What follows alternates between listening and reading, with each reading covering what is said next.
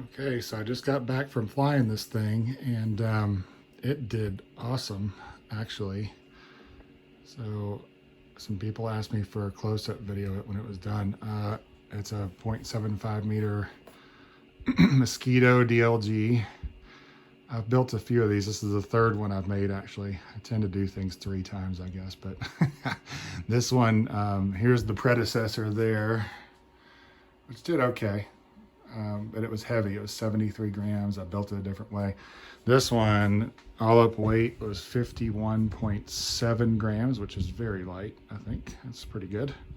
It's somewhere in the range of what that micro bird's feather squared is.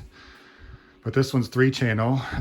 It's vacuum bagged foam, so with 25 gram glass, and it flew really well. I'll post that video too. For what it is, I mean, it's going to be twitchy. After the video, I actually got it to go up in a couple of turns.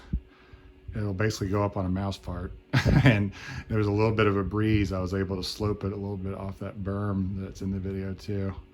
I'm anxious to take it out next couple of mornings real early at dawn with no breeze and see how it does. It needs a little bit of differential. I need to tweak it a little bit because there's no rudder, of course, but it turned out well. So the again, the wings are XPS foam. I just cut a 5mm slab and sanded it out because it's just so small, and so it's real thin. The tails are wafer thin as well. There is a shear web in the wing under that uni spar. That helps a lot. The thing's real stiff actually for how tiny it is. The fuse is a 3mm carbon rod. I shortened it this time. That one, the boom was too long. It was tail heavy the whole time. This one, I think is more the right dimensions. It's a low aspect ratio for how it's size. If it was scaled properly, it'd have like an 80mm cord, and this one has 110. I don't know. It seems to work. So let's see. Let me take the cone off. The cone is made. Let me put this down for just a second. Hold on.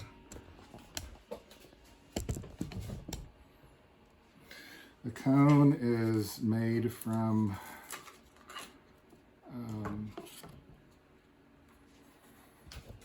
fiberglass sleeve, like a Chinese finger trap, basically, if you think about it that way, pulled over a XPS sacrificial cone. It only takes a few minutes to make, and then glass.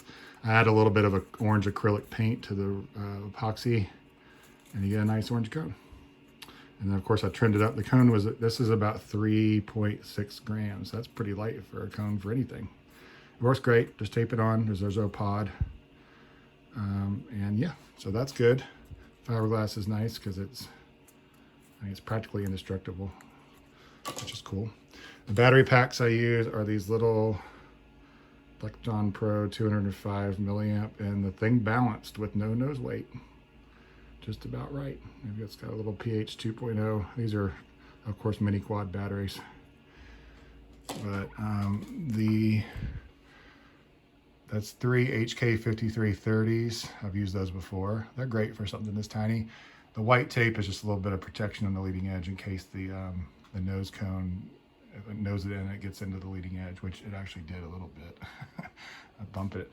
All my nose cones, I tape a little, or I glue a little bit of foam in the end of the cone as kind of a bumper. So the foam rests up against the end of the fuse here, and then you get a little bit of shock absorbance when and if it hits. The RX I got from Buzzard Models. It's Spectrum DSMX. It's like a crossover or something. I don't know. It's really tiny though. It's like 1 gram plus the wiring, so probably like 2 grams with the battery lead. The very simple setup. Just some floating 1.5mm carbon push rods. The standard stuff, you know, keepers on the end, Z-bins, etc. There's just a tiny bit of slop, but I mean, whatever. For how small this is, it flew fine. The horns I had from something else left over I didn't use, and I trimmed them down a little bit, and they work good. The tail I ended up doing spring and string, so it's got a tiny .011 high E guitar string there, and an L bend in the tail. I tried a little bit heavier string and it warped this tail because it's so thin. You can see the tail's like 1.5 millimeters, and so is the vertical fin. They're like knife edge thin. You know, they are still airfoil just a little bit, but the high E guitar string was able to work. So I did that with Beetle on. That works well. And yeah, it's not much to it. The fuse is got a carbon flat, I think you can see, laminated to it. So the tube ends at the leading edge there, and the carbon flat overlaps back to the hinge line and then up to the front. So that gives a little bit of a flat place to mount servos at all. But it, again, check out the flight video. That was just for a couple of minutes there, but it did great. I'll film it again in some calm early morning air. I think it'll do, of course, better.